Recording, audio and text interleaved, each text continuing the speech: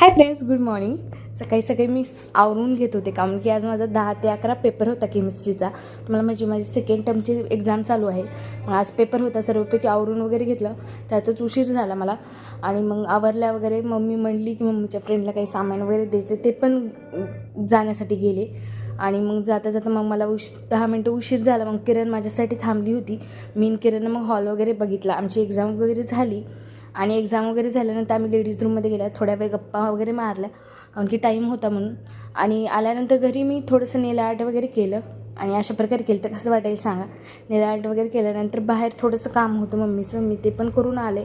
आणि स्कूटी असले की तुम्हाला वाटते स्कूटीवर जाता येते फास्ट, तसं काही नाही. स्कूटी असली की हे काम कर ते काम कर होते.